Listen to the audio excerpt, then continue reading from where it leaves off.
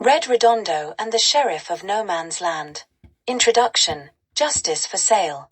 There were plenty of bad men in the West, but few things boiled Red Redondo's blood more than a corrupt lawman. A sheriff was supposed to uphold justice, to keep order in lawless lands. But too often, they were just another kind of outlaw, hiding behind a badge. That was the case in No Man's Land, a godforsaken stretch of desert near the border of Texas and Oklahoma. The town of Dry Gulch sat right in the heart of it, a place where men vanished, outlaws roamed free, and the law worked for the highest bidder. The man running the show? Sheriff Walt Braddock. Some called him a hero. Others whispered he was worse than the criminals he claimed to hunt. Red didn't care what they called him. He only cared about the truth. And he was about to find out firsthand what kind of law ran No Man's Land. The story. The heat was relentless as Red rode into Dry Gulch, the sun beating down like a hammer. The town wasn't much to look at, a row of weathered buildings, a half-empty saloon, and a jailhouse that seemed more like a private fortress.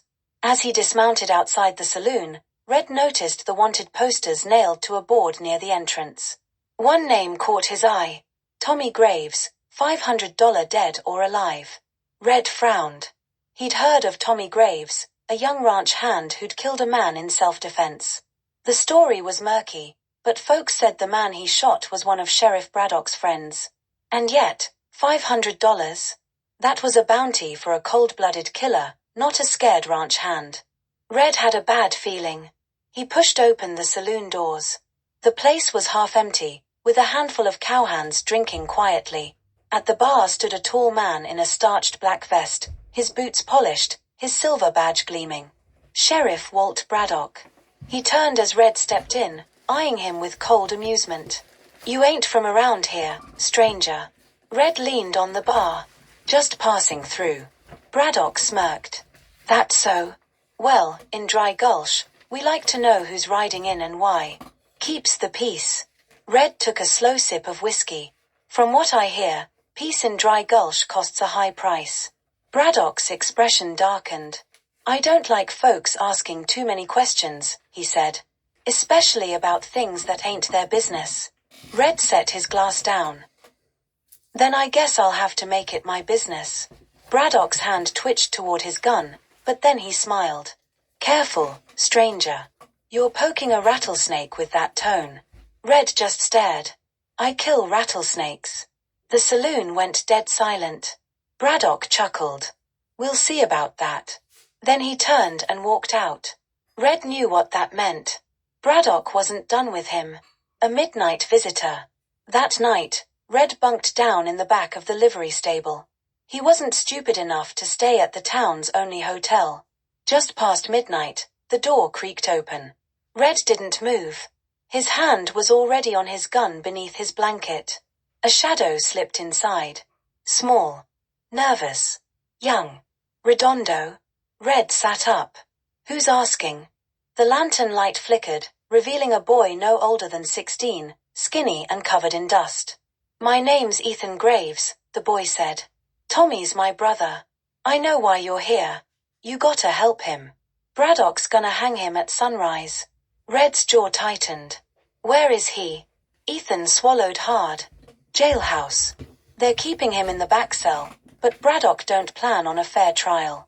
He's got men coming to make sure there ain't one." Red's eyes narrowed. "Why?"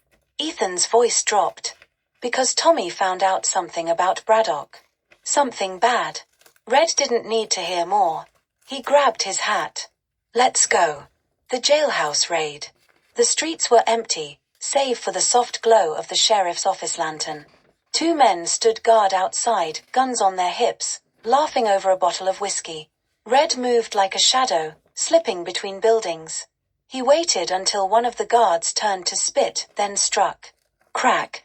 His fist caught the first man under the jaw, dropping him cold. The second guard reached for his gun, too slow. Red grabbed his wrist, twisted, and smashed his head against the wooden post. 2 down. Ethan hurried forward with a knife and cut the lock on the back door. They slipped inside. The jailhouse was quiet, except for the soft creak of floorboards. Then, "Who's there?" Red spun, gun ready.